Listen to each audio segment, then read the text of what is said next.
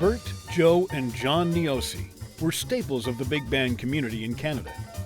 Joe was acclaimed as the best bassist in Canada, Johnny a sought-after drummer, and Bartolo, Bert, a band leader who played both woodwind and brass instruments.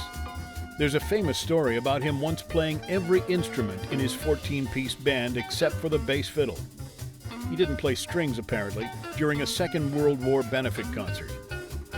Like the young Lombardos, the NIOSIs were pupils of Professor Pasquale Venuta at the Marconi Club of London. At 14, Bert went with the Lombardos to the USA for a successful 6-week engagement in Cleveland, but left the band after the tour as he missed home and his mother missed him.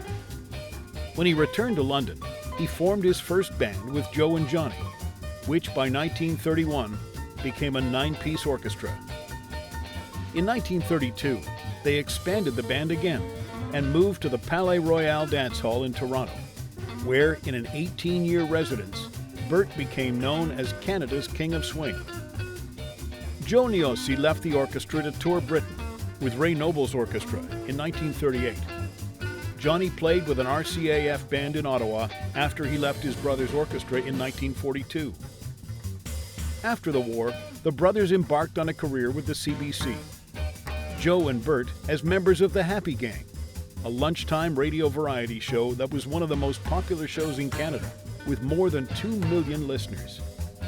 And Johnny as a member of the house band for the After Hours television program. In the 1960s, the three brothers reunited to play background music for the CBC TV panel show Front Page Challenge. Bert went on to become the musical director of the TV series Four for the Show, Cross Canada Hit Parade, and from 1965 to 1976, The Tommy Hunter Show. John passed away in 1965, followed by Joe in 1977, and Bert in 1987. Welcome, our newest members of the Forest City London Music Hall of Fame, the NIOSI Brothers.